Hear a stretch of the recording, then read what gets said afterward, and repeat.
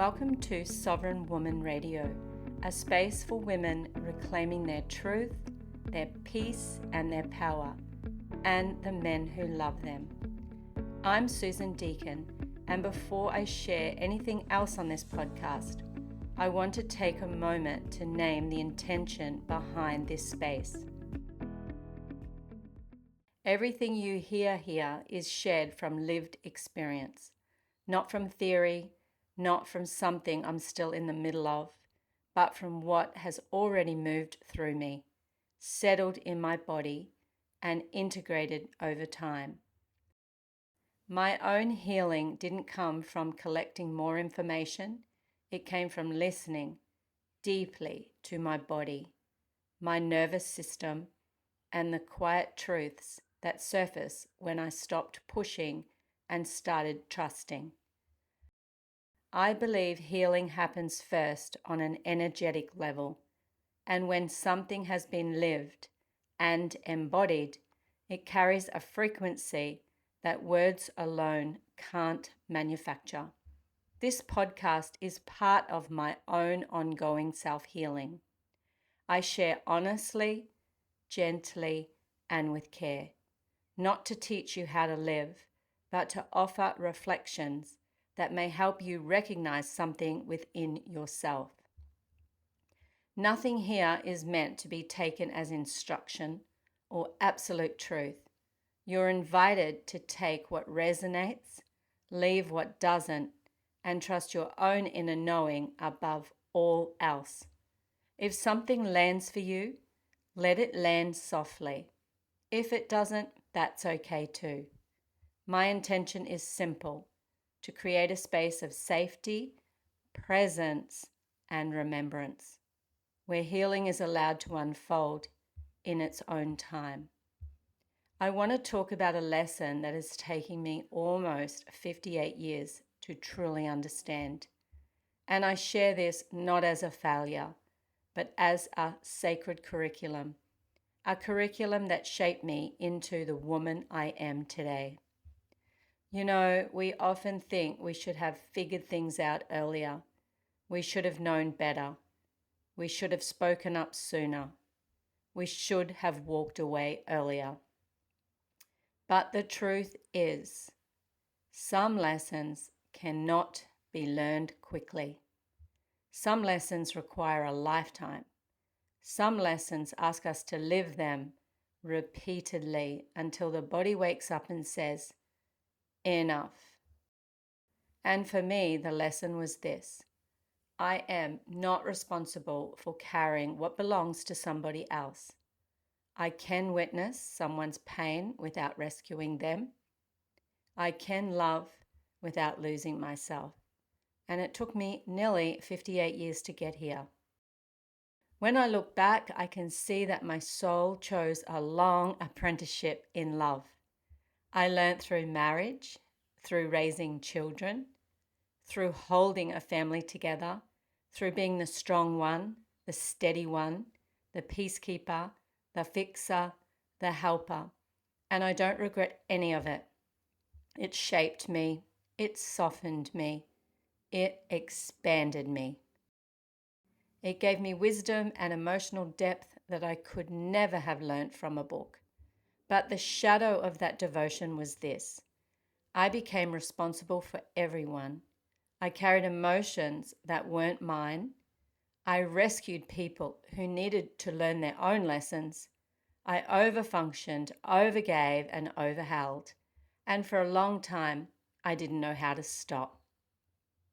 Like many women of my generation, I grew up with very strong conditioning. Be loyal, don't rock the boat, keep the peace, be the good girl, be the strong one, put everyone else first, don't leave, even if you're breaking inside. So of course it took decades to unlearn that. Of course it took time for my nervous system to recognize that my needs mattered too. We don't break generational patterns at 25. We break them when we are finally strong enough, resourced enough, and wise enough to see them clearly. For most of my life, I was the helper, the healer, the emotional anchor, the one who stepped in. And in the past, when I saw someone I loved struggling, especially a man, I would rush in with solutions, compassion, energy, nurturing, even at the cost of myself. But recently, something profound shifted in me. I found myself witnessing someone I cared deeply about, someone going through emotional conflict, uncertainty, and the heaviness of his own life. And for the first time, I didn't jump in. I didn't rescue. I didn't carry what wasn't mine. I felt his struggle. I understood it. I even empathized deeply because I've lived that crossroads myself. But something in me knew this is not mine to hold. And in that moment, I realized this is sovereignty. This is emotional maturity. This is self-trust. This is the wisdom my 58 years prepared me for. The truth is, I couldn't have learnt this at 30. I wasn't ready at 40. I was only beginning at 50. It has taken every chapter of my life, every heartbreak, every mistake, every awakening, every moment I abandoned myself and then found my way back to embody this truth. I can love someone deeply and still refuse to lose myself.